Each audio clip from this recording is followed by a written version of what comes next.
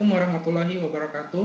Pada kesempatan yang baik ini, izinkan saya untuk menjelaskan tentang Artificial Intelligence, yaitu pada topik pengantar Natural Language Processing (NLP). Pada pembahasan ini, saya akan menjelaskan secara umum saja, karena mengingat waktunya juga terbatas. Jadi kita lanjut. Jadi, apa sih yang dimaksud dengan NLP? NLP itu adalah cabang ilmu dari Artificial Intelligence, yang mencakup computer science, linguistik, dan artificial intelligence itu sendiri.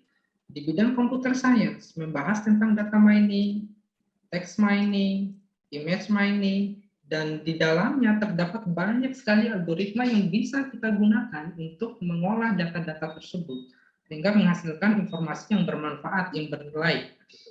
Di bidang linguistik, ya, membahas tentang fonetik dan fonologi, yaitu pengetahuan bahasa dari suara. Bagaimana suara itu bisa diekstraksi, ya, untuk menghasilkan informasi menggunakan pendekatan algoritma machine learning gitu. Di bidang semantik, yaitu makna bahasa, ambiguitas dalam bahasa alami, ya. Contohnya seperti apel.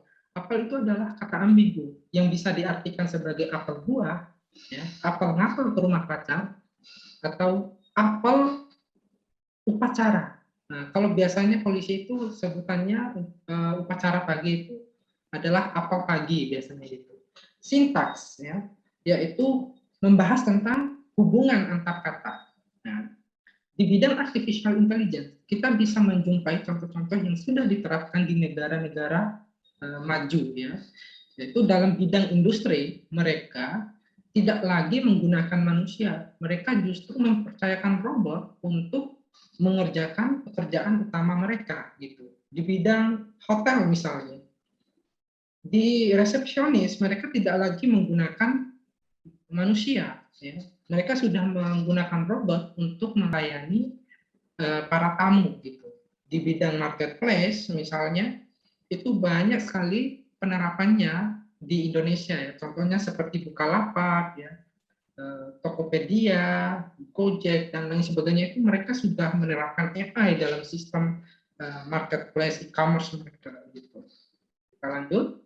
Jadi, apa sih yang dimaksud dengan artificial intelligence itu? Nah, kalau manusia itu bisa berpikir, bisa bertindak, bisa berpikir secara rasional, dan juga bisa bertindak secara rasional, ya, tentu hal itu bisa kita terapkan di dalam sebuah mesin cerdas. Bagaimana cara manusia berpikir, cara manusia bertindak, itu semua bisa kita terapkan di dalam sebuah mesin cerdas. Gitu. Nah, contohnya seperti ketika kita ingin membeli sebuah barang, tentu sebelumnya kita memikirkan apakah barang yang kita beli merupakan barang yang cocok nggak dengan kita, sesuai nggak dengan kebutuhan kita, atau jangan-jangan kita beli hanya sekedar kita beli saja, kita hobi saja, ya. Di sistem juga seperti itu, ya.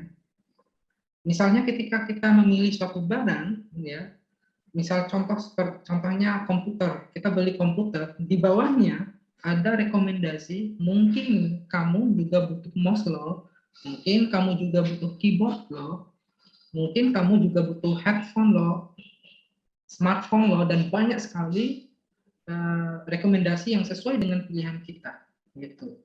Nah, kalau Alan Turing itu membuat sebuah tes bagaimana interaksi manusia dan komputer secara natural, ya, dia bertanya, ya, bisakah mesin itu berpikir, ya, bisakah mesin itu bertindak secara cerdas, ya. Lalu kemudian dia membuat sebuah ilustrasi, ya.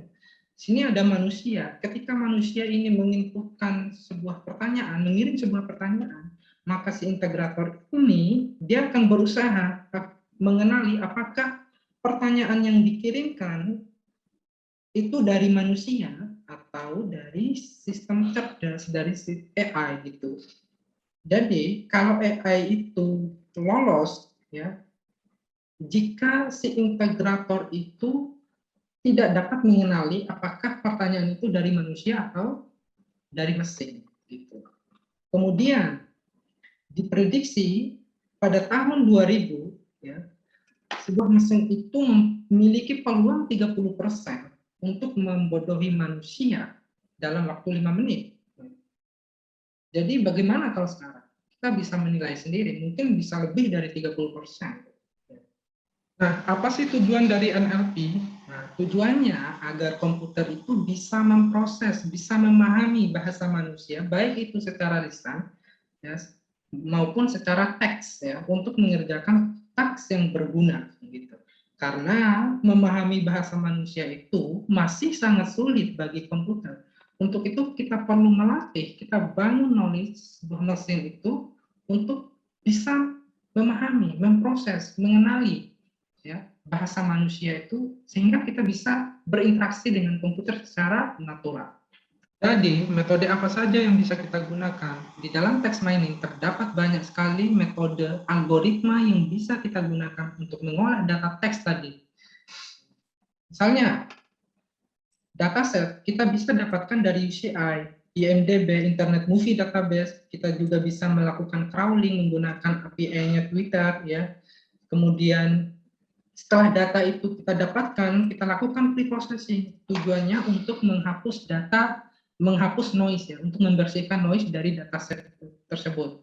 Setelah itu kita gunakan, ya, scaffolding untuk merubah huruf yang tidak beraturan menjadi bentuk standar. Kemudian tokenisasi untuk memecah kata menjadi beberapa, untuk memecah dokumen menjadi beberapa term dokumen, ya. Kemudian stop word removal untuk menghapus karakter-karakter yang tidak penting yang dianggap noise di dalam sebuah dataset. Kemudian ada stemming untuk menghapus prefix, suffix dari dataset sehingga nanti hasilnya berupa root word, ya, kata dasar. Setelah itu kita lakukan pembobotan fitur menggunakan algoritma TF-IDF, time frequency, inverse document frequency.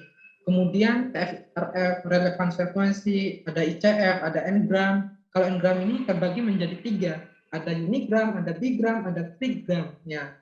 Setelah fitur kita dapatkan, kita lakukan seleksi fitur. Tujuannya apa? Untuk meningkatkan klasifikasi, kinerja classifier gitu. Kita bisa menggunakan algoritma chi-square, ya. Kita menggunakan information gain, post-one optimization, dan lain sebagainya. Ini semua kita bisa gunakan untuk menseleksi fitur yang paling relevan dengan dataset. Setelah fitur kita mendapatkan fitur yang paling relevan, kita bisa arahkan kepada klasifikasi atau clustering. Nah, kalau klasifikasi biasanya, misalnya nih, kita ingin mengetahui sentimen ulasan film, ya, positif, negatif, kita bisa arahkan ke situ. Kalau clustering itu kita mengcluster, contohnya cluster berita, ya. Ada berita politik, berita ekonomi, berita teknologi, berita keuangan, dan lain sebagainya. Itu bisa diarahkan ke situ. Algoritmanya bermacam-macam. Ada naive bias, ada super vector machine, ada neural network, ya, ada decision tree, dan lain sebagainya. Ini semua kita bisa gunakan sesuai dengan apa yang kita inginkan. Kita pengen arahkan kemana itu bisa. Tinggal disesuaikan. Kita lanjut. Nah, ini adalah contoh hasil klasifikasi. Ini saya menggunakan data sembarang, ya, angka sembarang untuk menjelaskan saja. Jadi ternyata yang menjawab positif itu, ya, akurasinya 80% loh. Yang menjawab negatif itu akurasinya 70% loh. Kemudian yang menjawab netral atau yang tidak memilih menjawab itu akurasinya 50%, ya. Jadi kita bisa mengetahui menggunakan mengklasifikasi menggunakan algoritma-algoritma yang saya sebutkan tadi, yang saya jelaskan di slide sebelumnya. Mungkin itu dulu yang bisa saya sampaikan. Waktunya juga udah lebih dari 10 menit. Terima kasih atas kesempatannya, semoga bermanfaat. Assalamualaikum warahmatullahi wabarakatuh.